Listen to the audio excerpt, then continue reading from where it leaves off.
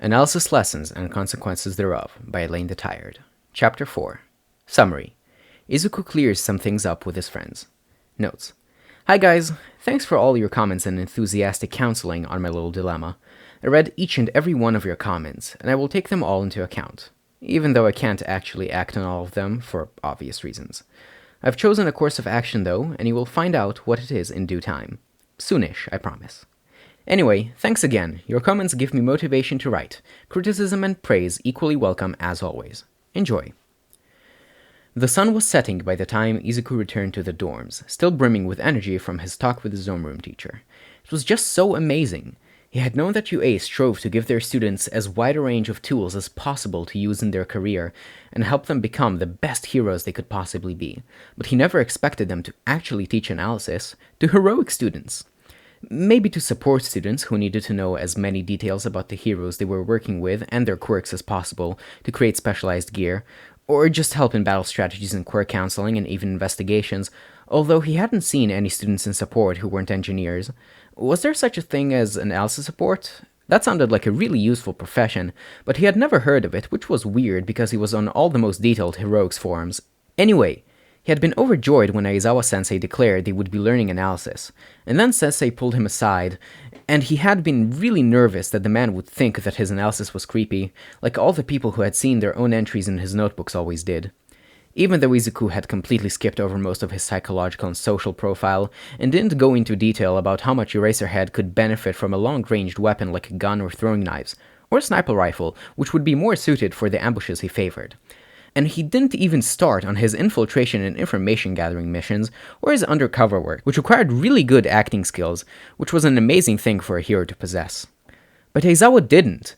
He thought Izuku's analysis was good, which was rare enough already because the man never gave compliments, good enough to require special training, which Izuku would get under one of the other teachers. Izuku wondered who it could possibly be. There were no teachers in UA that he knew of with analysis skills better than Aizawa's, the underground hero who depended on his mind as much as on his physical skill. Well, no one aside from... Lost in his thoughts, Izuku didn't notice that he had arrived at the dorms and entered the common room until Uraraka's voice snapped him back into reality. "Hey, Deku-kun!" called the girl from her place stuck neatly into one of the couches, English textbook in her lap, waving enthusiastically. "How did your meeting with Aizawa-sensei go? What did he want? Are you in trouble?" Her wide smile dimmed a bit, now tinged with worry for her friend. "Oh, no, nothing like that." Izuku was quick to reassure her. "I don't think I would have returned so early or in one piece if he was mad at me again." He trailed off into a nervous giggle, shuddering at the thought of their teacher's wrath after what they pulled at Kamino. Ida, who had approached them from the direction of the kitchen and was sipping on a glass of orange juice, shuddered a little, clearly plagued by the same memories. He would need to drink more orange juice than that to replenish his reserves. They had done rescue today, and Ida had carried pseudo-victims from the disaster zone to the safe house on the other side of the fake city at full speed around 15 times, which made it about 60.45 kilometers. "Thank you for your concern, Midoriya-kun. I will take it into account." Izuku stopped abruptly and blushed at the realization that he had been mumbling again, but none of his friends seemed to mind. It still amazed him, sometimes, that they would snap him from his little trances not in anger or irritation, but simply to help him stay on track, because they knew he wanted to, but couldn't always help himself. "I will admit, I am curious to know what it was Aizawa-sensei wished to discuss with you. If it isn't a personal matter, of course," continued Ida. "Oh no, nothing personal," Izuku denied, then amended his words slightly. "Well, not exactly. At least I don't mind telling you, Aizawa-sensei wanted to discuss today's exercise." Uraraka frowned in confusion. "The rescue exercise? He wasn't even watching in today, though." No, actually. The analysis exercise we did this morning," Izuku clarified, and his friends nodded in understanding. It didn't escape his notice, though, that both of them seemed to tense just a bit. It made something unpleasant clench in his gut, a bitter taste suddenly coating his tongue. He was reminded suddenly of the question Aizawa had asked him just half an hour ago in his office, a question he hadn't had an adequate answer for, to his great surprise. It was strange to realize that he didn't have an explanation for a phenomena that had been following him for most of his life. So much so, he took it for granted. Maybe he should ask? "Guys..." Izuku took a deep breath, bracing himself, and blurted the words out before he had a chance to reconsider. "Do you think my analysis is creepy?" Surprised silence hung over their small corner of the common room, defying the sounds of lively chatter and the clatter of distant shenanigans that permeated the rest of the space. Ida and Uraraka, his two first after Kachan and closest friends, stood in front of him with averted gazes, and didn't know what to say. It wasn't that bad. Better than he expected, even. Why then did it hurt so much? Nothing to it now but forging on, Izuku guessed. It's okay if you do. I would even call it normal. Really, everybody does, he said quietly, gaze fixed firmly on his vibrant pink slippers. It's just, I told Aizawa-sensei so, and he asked why people think it's creepy, and I realized I didn't know what to tell him, so maybe you can explain it to me? His voice got quieter and quieter until the last words were barely more than a whisper, and then the silence was back, hanging over their small, isolated bubble of space and time for what seemed like a small eternity, but was probably only moments. It was finally broken by the sound of Uraraka taking a deep, fortifying breath, followed by her wavering voice. May I be completely honest with you? She asked quietly, serious like he had rarely seen her before. For just a moment, Izuku gathered enough courage to look up at his friend. She still sat in the plush armchair, textbook on the floor by her feet, abandoned.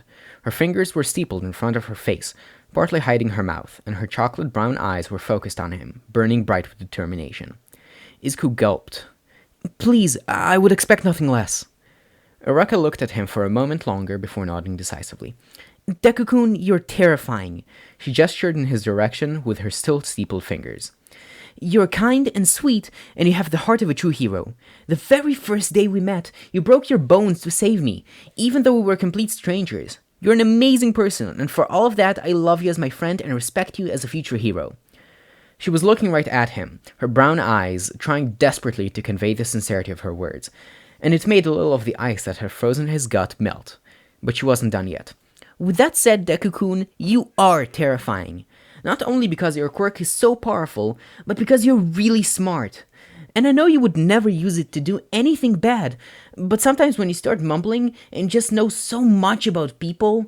She trailed off with a frown, unable to phrase the rest of her thoughts correctly. Fortunately for her, Ida chose that moment to voice his own opinion. In our science class, we were taught that all living creatures have an innate fear and respect of predators stronger than themselves.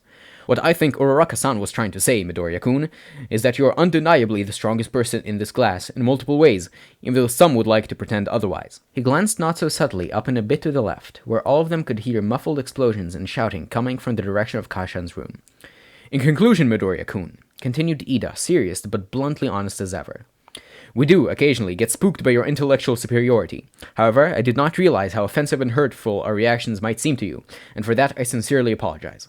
I believe that I speak in the names of all your friends, and even the whole class, when I say we don't mean anything bad by it. The somewhat pompous speech was accompanied by a stiff and very deep bow, as was so characteristic of the robotic teen. Izuku didn't realize he was crying until he felt the warm liquid pouring down his cheeks with an alarming speed, and by then it was already too late to stop the waterworks. The ice in his stomach had melted completely, evaporating and turning instead into light, fluffy clouds. His friends didn't hate him. They didn't think he was weird or creepy. They loved and respected him for his alleged power. The only thing that held him from completely falling apart in joy and relief were the faces of his friends, concerned and crestfallen and slightly blurry through the curtains of tears. Thank you guys so much, he finally managed to stutter, watery and uneven but completely sincere. This means more to me than you could ever know. Pleased and relieved, his friends exchanged a single glance between them, before stepping closer to gently hug him from both sides, showing their affection and support in a more physical way they knew the Greenette appreciated. After all, the strongest hero in class or not, everyone knew that Izuku Midoriya was a giant crybaby.